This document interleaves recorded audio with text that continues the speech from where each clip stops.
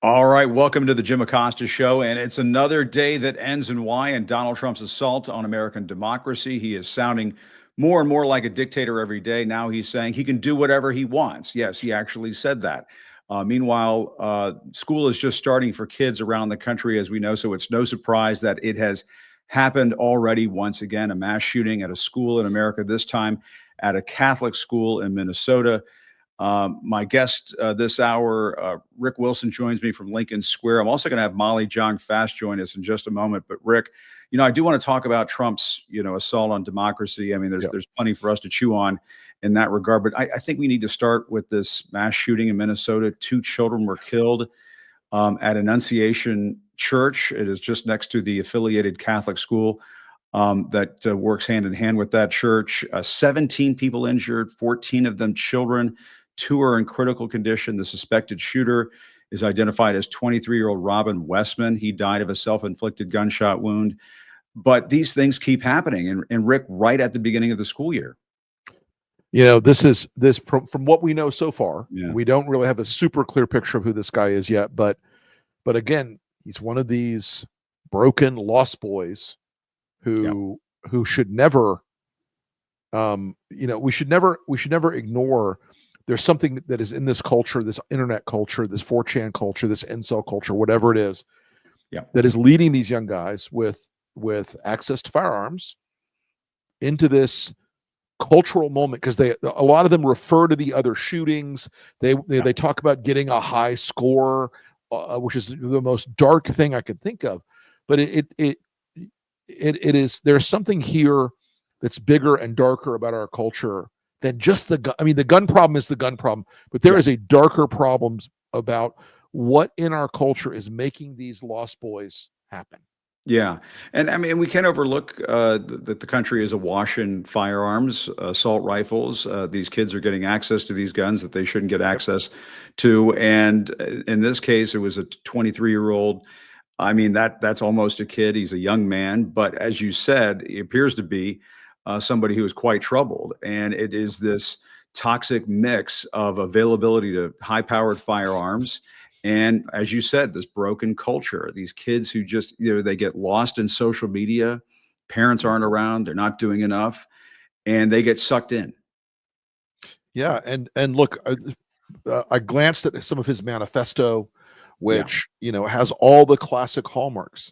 The guy he's economically, disappointed, to put it mildly. He doesn't have a broader sense of purpose in the culture. He found meaning online, which is not where you find meaning as a man in life at the end of this. And it really is something I ponder this a lot, because, we see over and over again, this is a guy who very much replicated the Christchurch, New Zealand shooter, who wrote all over his weapons and who talked about, what he was going to do to these people.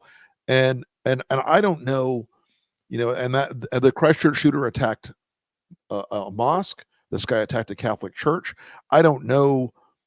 Again, we don't know enough about this guy yet to make a lot of truly profound assessments of him. But that character of being lost and adrift, and society feeling like society has no place for him, makes people susceptible to this really sick darkness online. There was a group called the Terrorgram Collective.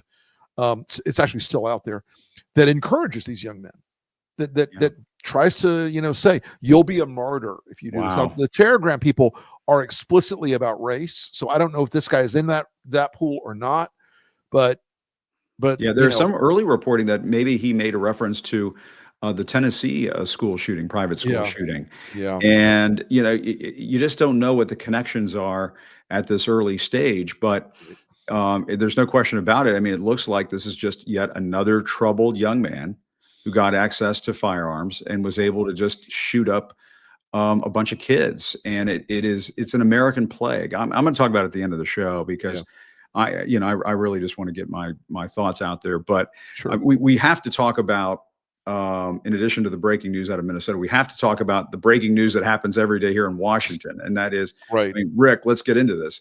Donald Trump, once again, sounding like a dictator, acting like a dictator. And I was going to bring this up a little later with Molly, but when Molly joins us, I'll bring this up with her. But if he's such a dictator, one would think he could send out a dictate that says release the Epstein files. But that's just Oddly enough, that's the one area where he feels like he doesn't seem to have the magical set of powers he asserts in every other part of his presidency. But I mean, look, you live in Washington. I lived in Washington for a long time, and it is a city that is not going to be made safer by National Guard guys picking up trash. Yeah, it's just not. And it's not going to be made safer by guys, with their Humvees out in front of the Union Station or Firebase Willard Hotel or whatever it is. Yeah, he has chosen to do this as part of this authoritarian cosplay that he really believes in. He wants to go into the other cities to start framing up the 2026 election as a referendum on crime and safety. Yes. And I think we've got to be very cognizant that he will keep pushing until he is pushed back upon. And while that has to remain peaceful, because what he really wants is for somebody to throw a rock or shoot somebody in the National Guard. We also have to, I think, do a lot of what DC folks have done. They have been vigilant in their neighborhoods. They have followed these guys around and taken pictures of them and told the ICE people, no, get the fuck out of Friendship Heights. You're not welcome here. Those things, I think, are really important because people need to see that there is a resistance, a protest at the street level. It's not going to come from Hakeem Jeffries or Ken Martin or anybody else. It's going to come from people who reject an American city, the capital of this great country, being treated like an armed camp for Donald Trump's vanity. Yeah, I mean, the image of National Guard soldiers picking up trash in Lafayette Park outside the White House. I mean, if that doesn't piss people off, I don't know what does. Right. When it comes to what he's doing here in D.C. I as you said, I'm here in D.C. I've been walking around. I mean, I can go on a walk with my dog and bump into these guys on the street. Sure.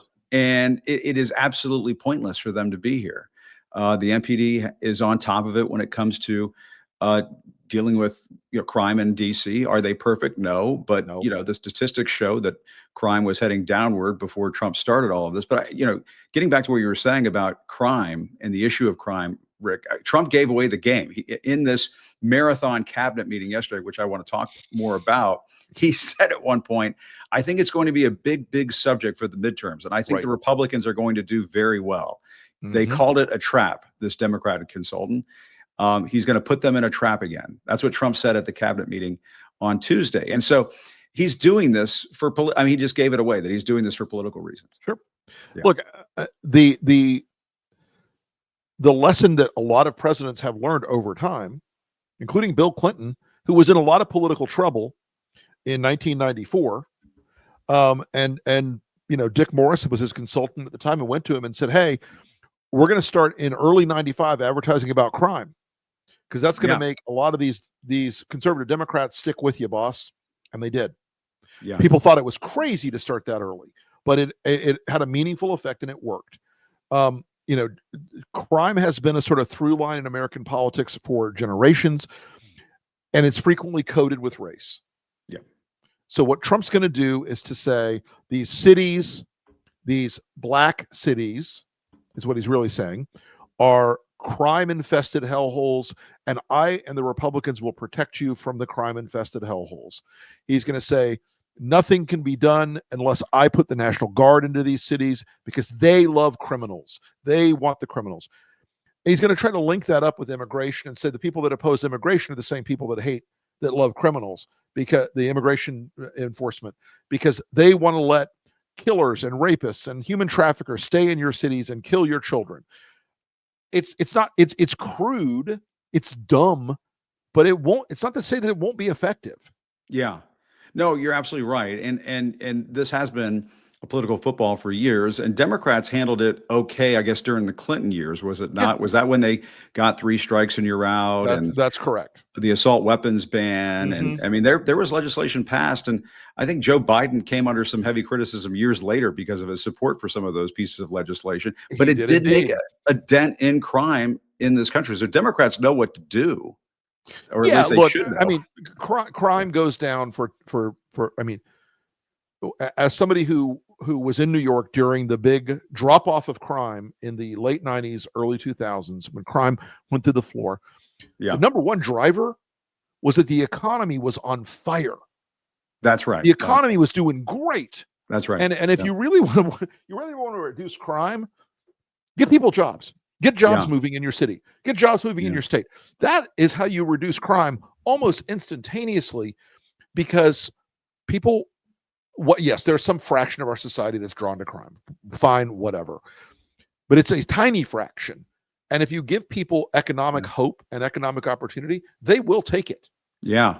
Well, it would be a crime if I did not bring in Molly Jong-Fast. She is standing by. She's waiting in the wings. There she is. Molly, how are you? Hello. Good to see you.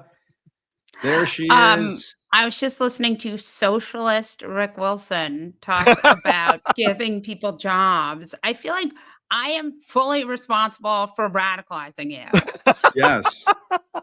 And and thank you for your public service, Molly. That's right, Look, baby. it's not that necessarily that the government has to give them jobs, but economic growth and economic opportunity fixes a lot more crime than guys in orange safety vests. Well, isn't Trump doing a stake in Intel anyway? Do you want to seize the means of production? Not yet, Molly, but I may get there. Let me seize the means of this show if I can for a second. I'll try, my socialist ways, comrades. But no, Molly and Rick, great to have both of you on here. Let's just dive right into Trump's dictator talk. Not that we really want to get into his head, but let's get into his head. If we can play some of what he said at this crazy cabinet meeting, went on for 3 hours. It was like watching a whole season of The Apprentice in one sitting. It's longer than The Godfather. Longer than The Godfather. And maybe the analogy not should just as stop fun. there. But let's play a little bit of what Trump said. He was talking about how I can do whatever I want. I'm the president. I can do whatever I want. On television says, "Oh, Trump is a dictator. He's a dictator," and a lot of people are so the line is that I'm a dictator, but I stop crime. So a lot of people say, if that's the case, I'd rather have a dictator. But I'm not a dictator. I just know how to stop crime. Molly, your thoughts? Should we be tearing our hair out over this? What should we do? I think he's seen this polling, this weird poll that said that, I don't know exactly what the numbers on it are, Rick, this poll, where I wondered with this poll if the way they had asked the question was misleading. Right. So I think I'm punting to Rick on this poll, because I think that might be what's going on here. So there is some polling that when you ask people, like, do you want to do whatever it takes to combat gang violence and street violence, all that stuff, right, that has allowed them to conflate deploying the National Guard with, in that sort of whatever it takes window.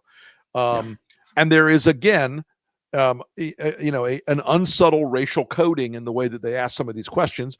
And when you look at it, overall, Trump is underwater on crime. He is underwater on crime. Down 12 points, right? Yeah, down 12 points in the aggregate on crime. But that's one of his better issues right now. Yeah, he's underwater almost 30 points on inflation and prices.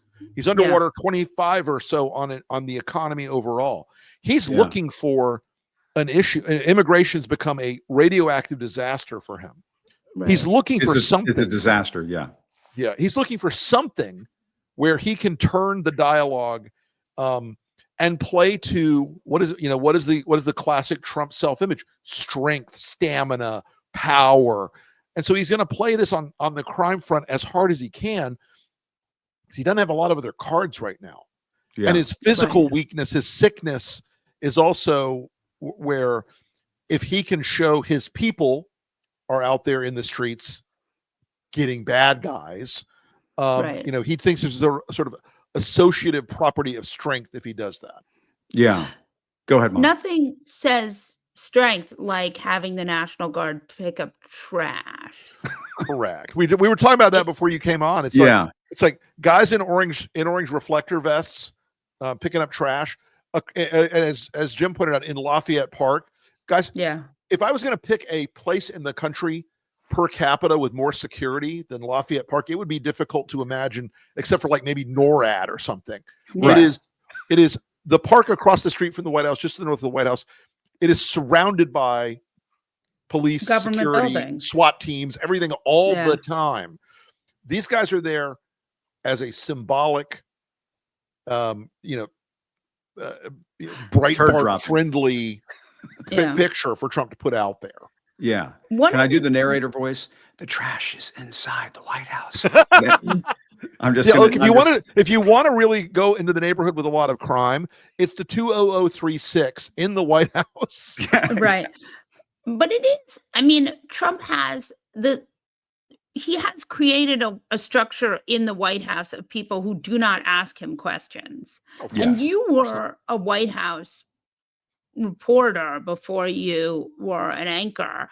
And I wonder if you can talk about how the Press White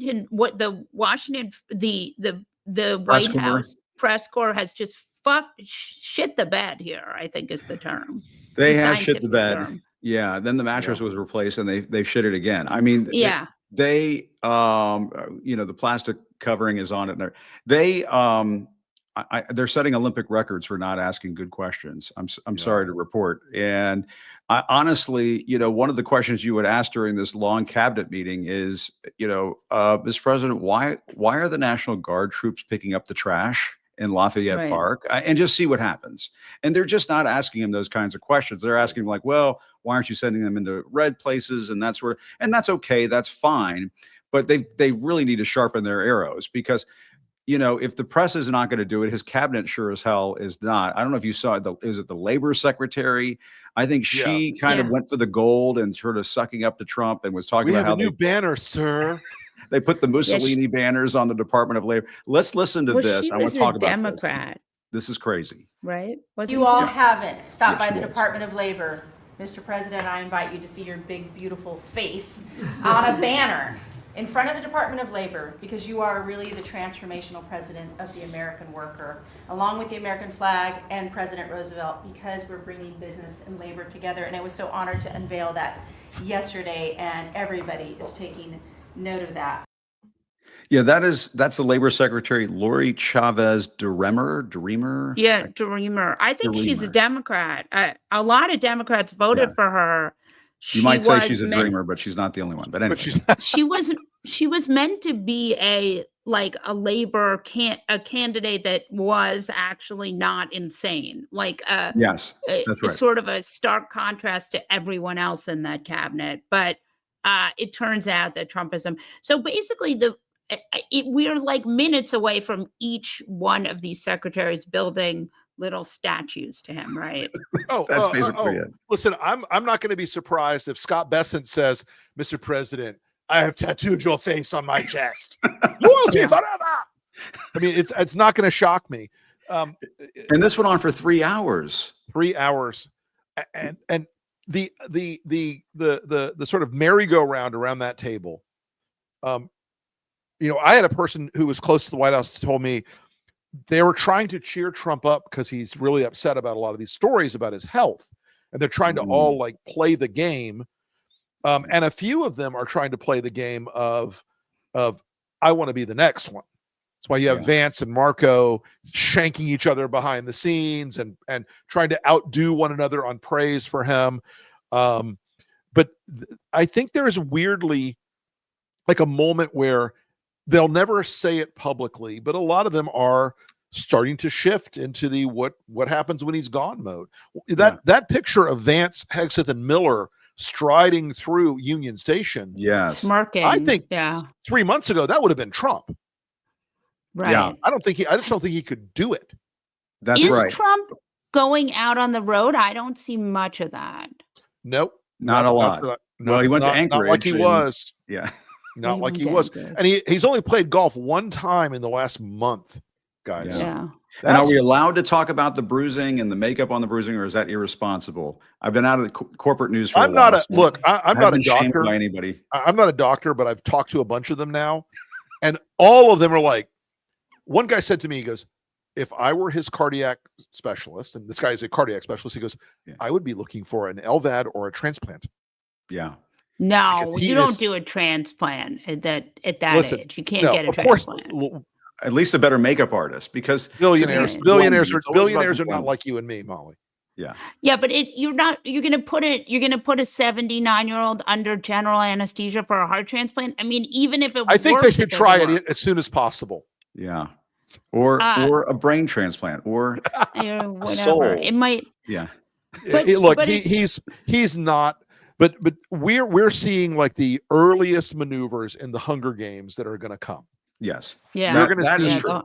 All And these the people heartwarming. in JD cabinet. Vance seems to be so thirsty for it. And I think the prevailing wisdom inside MAGA world, which I guess there isn't any wisdom, so I really shouldn't use that phrase, is Yeah, it's that ironic. he's just not. How's he going to do it? The The thing one about meme Vance out there is that the- really sticks is the one that makes him look like a goofy, like inflated Right. guy from Yeah, Willy the Wonka or something. weird AI Vances are more JD's image than JD. As Stuart Stevens points out, he goes, the guy who's known this week as JD Vance because he's changed his name 4 times. It's true. There's something about him that still, if Trump drops dead tomorrow and Vance becomes president, the family will immediately try to shank him because they want to keep the grift. Yes. They Yeah, want the yeah. grift to run Yeah. forever. Right. But And the more rest of them importantly- will try to take him out too. Well, you weren't loyal to the president back in 2017, Yeah. right. And More importantly, if JD Vance is so concerned with being the heir apparent, maybe he should take less than 8 vacations. well, that's You know, true. I'm In blue about to take states. one vacation for the first time in 3 years.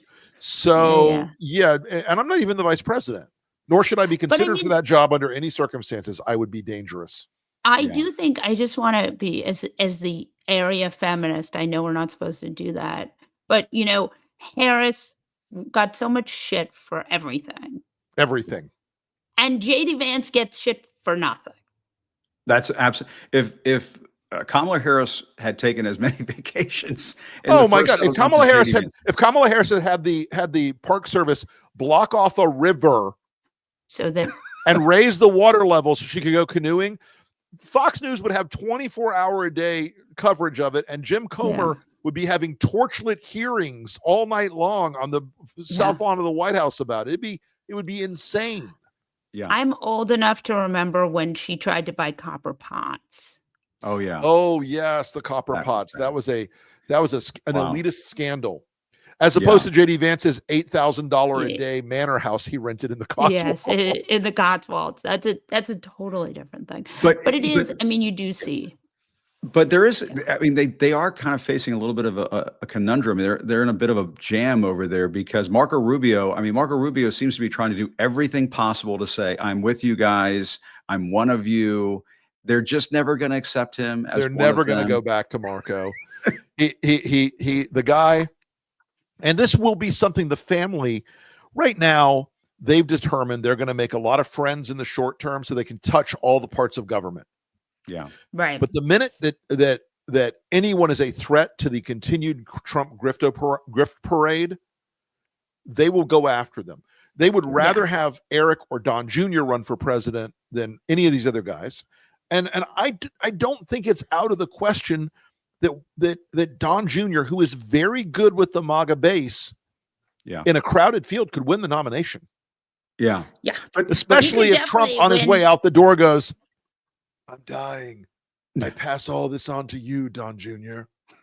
it's Yeah, true. but he won't do that because that's the thing that I think you don't totally get about this is not he doesn't think of Don Jr. Oh. as an extension of himself. No, Yeah. of course not. He's more horrible to his family than really just about anybody else. I mean, But guys, the everything Trump touches dies rule, he betrays everybody. Remember, at this point in the first administration, he and Mike Pence were like this. yes. Yeah, that's Yeah. right. Mike Pence. Who But could forget Mike Pence? Oh goodness. Yes. I could. Well, and to that Mhm. point, And I he mean, could I too. do think there is the matter of what Trump is doing before eventually he leaves the scene, if he even does that before the end of his 4 years in this particular term. And that, I mean, what's going to happen to the midterm elections? And guys, we need to talk about. Apparently, some lady named Heather Honey. Have you seen Yeah. this? Her I name know is who Heather Heather Honey. Honey is. I've actually written about Heather Honey before, of all things. She's a honey of a pick to She oversee is our election exactly. infrastructure. She is Yeah. a flat out election denier.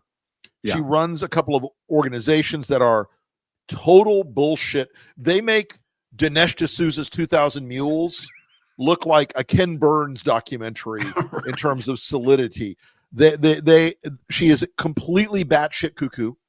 Yeah. And so what you've do we got the think about- she's what now is got an she- office in the DHS on election Yeah. integrity. Yeah. So She's going to is she oversee our going- infrastructure, voting machines, Is and she- so on. Yeah. So is she going to steal elections, or is she? I mean, this is the big question I think that we find ourselves confronting: is are these people so crazy that they can't get anything done, or are they so they're so craven that they in fact are able to set up some kind of mechanism to fuck up elections? That's where we are right now. Honestly, I mean, Yeah. we just don't know the answer to that question. That's the Scooby-Doo mystery. And my concern is that we've written them off for so long as being incompetent and fools. I mean, they are stocking the pond with election deniers and people who just so happen to be there on January 6th, the guy for the Bureau of Labor Statistics, the guy over at the Justice Department. How is it that these kooks are showing up, on It's in a January feature. 6th footage and then getting tapped for these positions? It's a feature, Well, not a we- bug. Yeah. We know why they're getting the jobs. The question is, are they competent enough to do the evil that we know they want to, or not? Well, look, And- if they're not competent enough, they are competent enough to follow Russ Vaught's orders Right. when they come down from the White House, or Susie's orders when they come down from the White House. These are not, none of these people have to be rocket scientists to cause terrible damage. And Yeah. I think there will be a degree to which they are incompetent. But part of this is just to say, well, the DHS says these elections were invalid. We have to redo Right. them. Right. Exactly. And That's the concern. They not can make peel such a back the mess of second this. layer of the onion, right? Right. They can make such a mess Right. of this right before November of 2026 or right after. Or right that- after. or that this just becomes a hot mess, a shit show, and nobody knows what to do. And they have to go to the courts. And so and what happens then? We just are on the dark side of the moon. We don't know what happens then. Look, I don't know. And Trump is it- saying, let's not do mail-in balloting anymore. Let's redraw our congressional maps. I mean, this is what scares me, and listen, I know we're all sort of to the point now where we're not shocked anymore, but this stuff taken in the aggregate, I mean, it worries the shit out of me, and it should worry the shit out of everybody. I think it should worry us because Yeah. we have seen Trump as an industrial scale wrecking ball of American institutions. Yeah. And elections are an institution that traditionally in this country have been run at the state and local level. Trump wants to federalize that. They have been Right. run Which at they're the, not. He's not going to be able to do that. I mean, that I think we. well, can and I'll agree. tell you why. I'll tell you why he's not going to be able to do that. Because in most of these Republican states, they've got a pretty good system of mail-in balloting to their Republican constituents, where those Republicans know to vote early. And if they And give he's that done it, up, but anyway, yeah. right. If they give that up, because of Trump's imaginary fraud thing, you're going to have states like Florida and South Carolina and Tennessee that have parties with good mail-in ballot operations going, oh, we're in trouble. Yeah, That's that's true. But the idea you invalidate elections at the federal level, having DHS make a proclamation about it, I think it speaks to the broader cancer that is DHS, and the dangers that it poses, especially since it's in the hands of Kristi Noem and Corey Lewandowski. Yeah, and Molly, when you see what took place with John Bolton last Friday, and then over the weekend he's threatening Chris Christie. I mean, do you take all these things together, or do you just see and say we're on the march to something here, folks, or is it just are we just sipping from the Trump fire hose once again, just bullshit day in and day out? Where are you on this?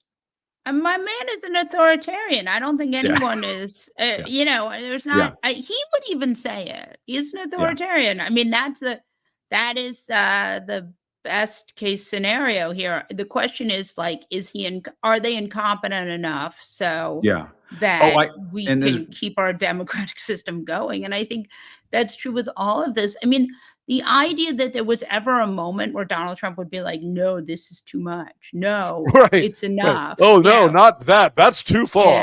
yeah. Yeah, I'm just going That to be Stephen Miller's out of genteel. control. Right. And I think that there was a feeling that there was going to be a certain level of gentility that was always going to be inhabited by the right, and that Yeah. no longer exists. No. And Molly, this Remember, go ahead. he's not going to pardon those January 6 rioters. Remember that? We always What assume Project the better 2025 has angels. nothing to do with me. I know. Nothing. I used to say this during the first term that people delude themselves into thinking that the majesty of the presidency will rest upon his shoulders and he'll be transformed into another Ronald Reagan. That's all out the window. But Molly, there's one. One of the reasons why I've been dying to talk to you and have you on is you wrote about the TV show The Gilded Age, Yes. In the and New I've York started Times. watching it because of your column. Yes. And you He's have, probably the only I think, person who did that. you took a stab at whether or not we're heading into a Gilded Age, or this Trumpism thing is leading us into a Gilded Age, and they're all feeding at the trough and enriching themselves in all sorts of corrupt ways. And there are echoes of it when you watch this show. Yeah, What lack do you of think? lack of labor laws, right? Decreasing regulation. That's Trump's favorite thing. For every one regulation, we undo 5. Yeah. And where he gets all of this is so stupid. Yeah. Undoing regulation. We're seeing some banking regulation being undone with the stable coins. Yeah. And crypto is like the largest investor in American elections. Like, we don't even need Russia to get involved in our elections. We got crypto, baby. And they have these slush funds to run against. If you're not a crypto candidate, they will fund your opponent. And I mean, they are. Oh, really? So these you can guys- just get screwed by these guys if you're not pro crypto. Oh, crypto Oh, is yeah. like the biggest. It's like the They're Super mad. PAC Full Employment Act in DC right now. Yeah. A lot of people are Ned. like, yes, I'm going to work for the new crypto PAC. And you're like, which Yeah. one?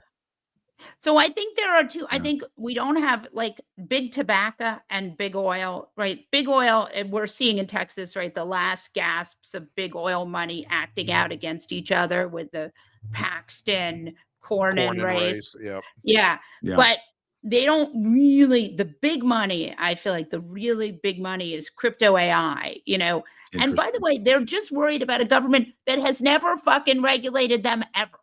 Right. So true. Their paranoia about regulation is like, have you been on fucking Facebook ever? Yeah. Or have you seen Twitter ever? Have you talked to Chuck Schumer? Because his daughter works for Meta. Yep. Okay. Yeah. Like, they're not getting regulated. Like, this is I'm telling you, you guys buy some plants, that the more likely chances that we're going off the grid than Congress is ever regulating any of this. I excel at this assignment. Yes, you do. I know. Rick Wilson has this like terrible fantasy of living off the grid. And because he can. Rick, teach me how. I don't want to know. Yeah. Molly would never be off the grid. That would no. definitely Molly cannot leave the grid. It's just Yeah. a scientific fact. Yeah. She is the grid. I am the grid. Yeah. She is the grid. That's okay. That's okay. But anyway, I have to give you credit because I started watching the show and I'm thinking to myself, wow, this is some crazy ass rich Americans that just ruled people, like kings back in those days. One of the things that people forget about philanthropy was that philanthropy was because people were really fucking mad at their rich people. Oh yeah. And the giving pledge, the people, the sort of older generation understood that. I think about the sort of the billionaires of that, this in their 80s, 70s, that crew, they got it. They understood that having tremendous amounts of wealth makes the normal people hate you. Yep. Elon, interesting fellow that he is, decided to take a different tact and steal from the taxpayers as opposed to giving to the poors. And we're seeing the result of that. I don't think Elon's still like the most unpopular American by about 100 points or something. No, he is profoundly unpopular, but just as to flip back to the Hunger Games we were talking about earlier, he's pulled back from starting a third party now because he and Peter Thiel are going to back JD Vance. Yeah. Yeah. So That's true. That is true. luckily our struggling billionaire class will finally have a president that will listen to them. Yeah, that's right. And Molly, I mean, and Rick, the other thing that we should get into, because Molly wasn't with us, Rick, when we got started on this, is, if Trump is such a dictator, I mean, he could just, there's could be an edict right now, release the Epstein files. Sure. It is kind of amazing. I don't know it's if the we one get area all where he together to just talk about doesn't this. seem to understand he has any power. Yeah. The one area is like, Got it. let's let the judges decide on this one. Yeah. Oh, okay. Yeah, let's let them decide on a grand jury testimony, which is like 10 pages and has a far higher barrier to being released. And Rick, have you ever seen Trump in a jam like this? And one of the poker tells that Trump is in such a jam on this is that Maxwell transcript recording BS that came out. Did we My lose Rick? favorite. We lost Rick, but I'll go on Yeah, no, it you, because Molly, I you love go it. on this because With, last Friday it was like, Todd oh, he's such a Blanche, gentleman. the number 2 in the Justice Department, being deferential to a convicted sex trafficker, Ghislaine Maxwell, as one does. There's Rick. Had you ever seen anything, Rick, like the deferential treatment that Ghislaine Maxwell got from Todd Blanche? When you read that transcript, it reads. You can listen to it on C-SPAN. Oh, I know, but I read it because It's the written word. Yeah. It is. Yes, you can see the fucking setup there from about 50 miles away. This is the most Donald Trump obvious. A good man. Is he a good man? Oh yes, Mr. Massage? I never saw him in a massage situation. Like that. Yeah. Like, but but when you hear it, you're like, this is such a fucking setup.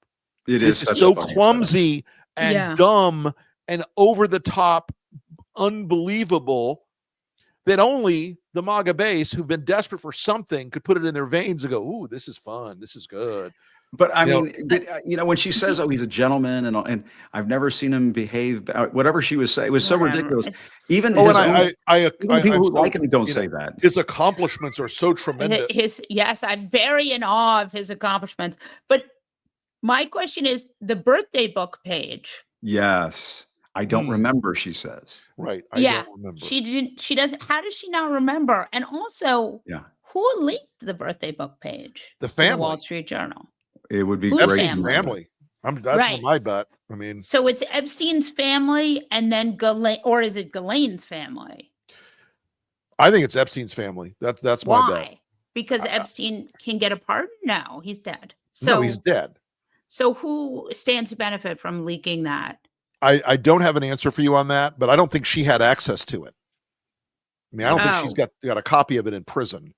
Yeah, unless her lawyers had access. That Wall Street Journal thing. It's the birthday book where it talks about wonderful secrets. Yes, wonderful secrets. Wonderful like secret garden or whatever. Lion, the Witch, and the Wardrobe. I like it. He's like, I don't ever draw except in these 10,000 dozens of drawings he's been known to do.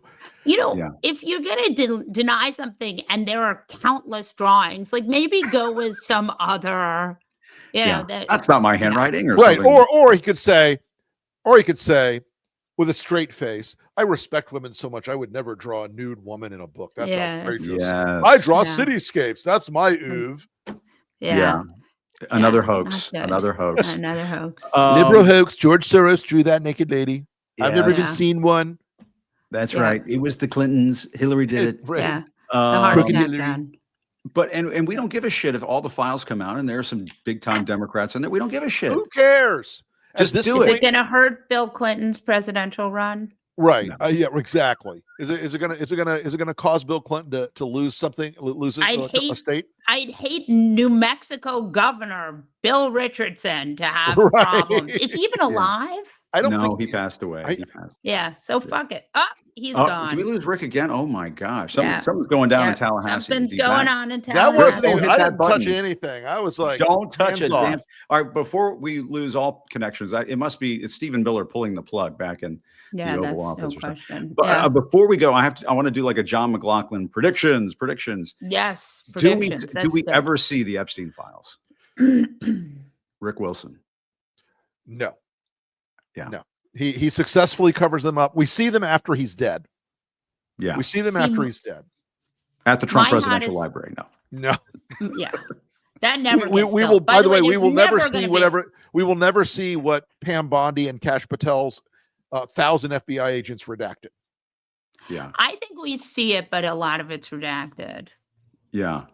I think so too. I think, well, and they're getting it over to the Oversight Committee, and Robert Garcia said 3% of what's been turned over so far is new material. And meanwhile, Comer is not. I mean, it's not like Comer's like, let's get this going. I mean, Comer is the Yeah, fiction. Comer is super excited about covering for Trump. covering this, and by that I mean he looks like he wants to fucking die. Yes. Yeah. It is nice to see these Republicans just having a terrible time. That And- is the one thing that does give me a little bit of joy. And Look they at may that- bring in this Alex Acosta guy, as I like to say, no relation, who cut the sweetheart deal with Yep. Epstein. And that's that going to be guy's interesting. great. 'Cause he's been hiding somewhere. I don't know where he's been. Well, I mean, he was Trump's labor secretary out of nowhere Yeah. in the first Yeah. term, and What- I at the time I What had another people who were like, coincidence. weird. who the is Alex Acosta? Who is this guy? And I didn't even and I knew a lot of the people that he was naming to the cabinet then, and I was like, I don't know Alex Acosta, and it turns out just by weird coincidence that he What are the was odds? Jeffrey He had been Epstein's involved in that. sweetheart deal creator. Strange how that worked. Isn't that interesting? I can't And imagine Jeffrey saying to him, "You got to help me out," and Trump will get you in a cabinet position. I mean, Could be. I think that's pushing it because he got that deal in 2008. Yeah. Yeah, Yeah. What? Yeah. And apparently But it it's- was Marco Rubio who urged Trump to pick Alex. I don't know. There's I don't know. lots of It's stories all floating. bad. It's There- all it bad. doesn't It's not have to good. be- none of it. you know- Yeah, none of it sparkles. It doesn't Um, have to be a smoking gun to look bad. That's you know? exactly right. Yeah. It just has to be a gun.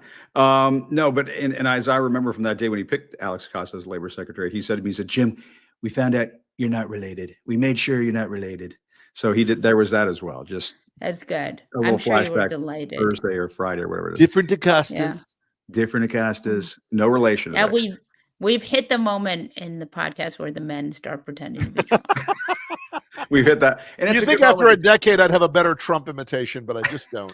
It's all right. We- I'm used to let's not have a pretending good to one, is find what I this say. amusing. The South Park guys, you give them a different voice. Right? I They don't love even that they don't even effect, care. too. They They just don't go, give a they Don't shit. don't even even care. try. And thank God That's for right. And God bless them. It's them. the God bless heroes both we of you. deserve. Well, thank you, We're Jim. great. Yeah, Thank you Rick's so going on much. vacation. You know who's I not am. going on vacation? Me. I'm In case you're wondering, I've planned to spend this weekend in New York City doing the Ooh. weekend show. very with cool. Boom. Amen Mohadeen, I love who's that. my buddy. Oh, nice. Yes. Good Because for I you. like to work at all times. Get on So it. Well, That's it. right. you're welcome on this show anytime. Both of you. Thank you so much. We're Thanks, Jim. very Appreciate funny you. together. We are. Because It's a lot of fun. We're I don't know if the quite viewer can mean to follow each any of it. other. We are, but Because it's all from love. Is right. Yeah, the viewers can't follow it. Sorry, Right. all of you people watching this, but It was a lot of Yeah. talking, and then I mentioned the Gilded Age, and then a lot of talking. But that was big. Yeah, pretty much. That's right. It's what you get, well, you know. But All guys, right. as always, thanks a lot. Really great to see Thanks, you. Jim. We'll talk to you Really soon. appreciate it. Thanks. Let's See you do it soon, again Molly. soon. Bye, guys. bye. All right, now you can X out. Okay. Always enjoy having Molly and Rick on. They're a lot of fun. I cannot let this show end without mentioning again,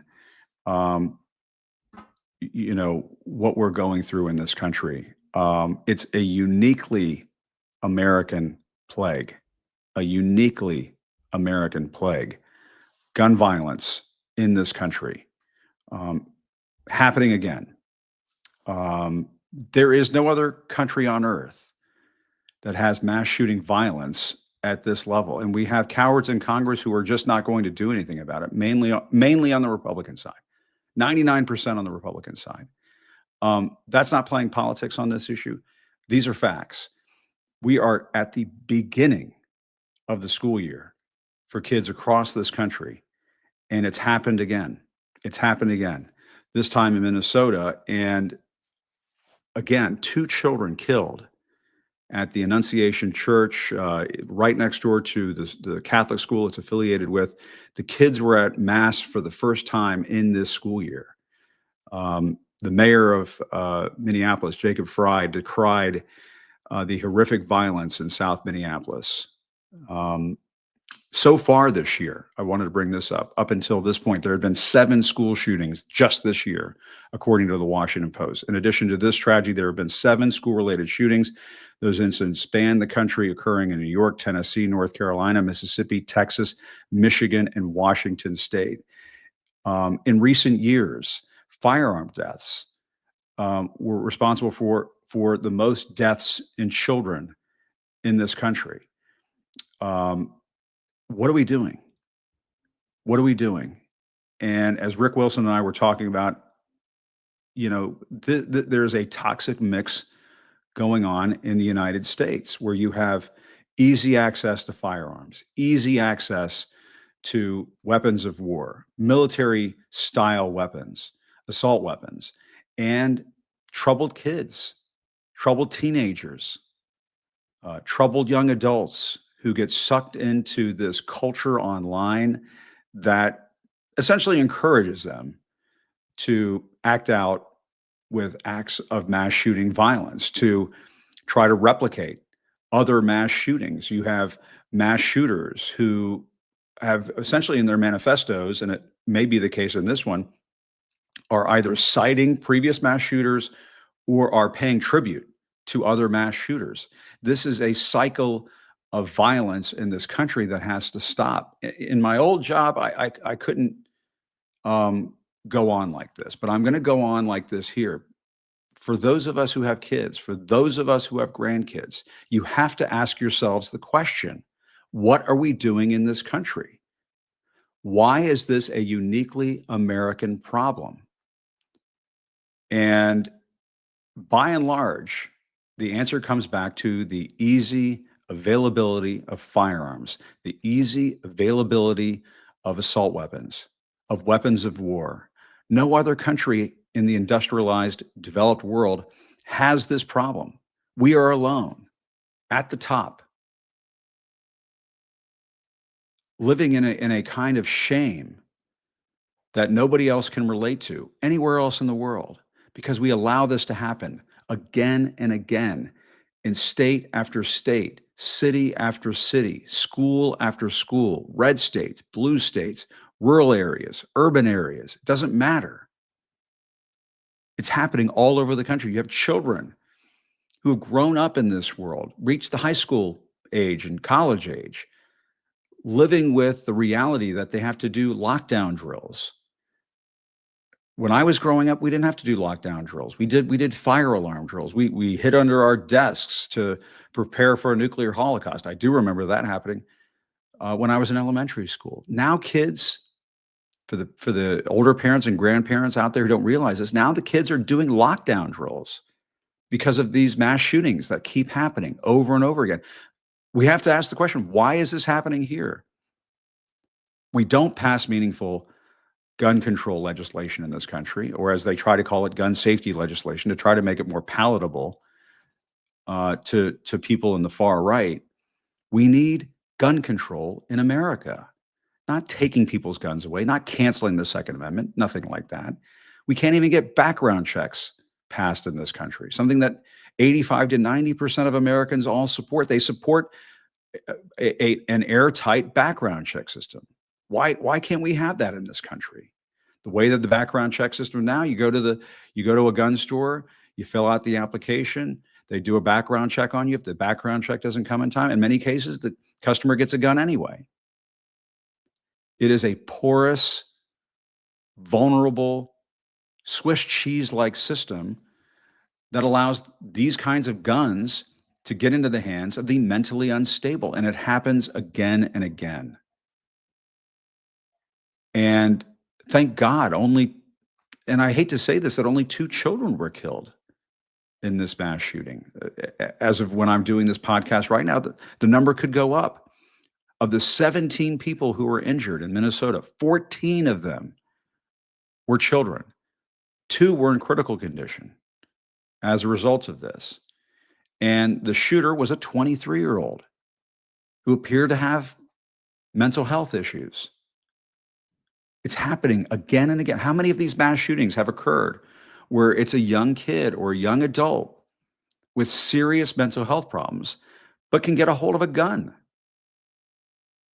What other country on earth allows this to happen repeatedly over and over again? Okay, yes, in this Scandinavian country or that European country or this Asian country, on occasion, sure, from time to time it happens, but not with this frequency.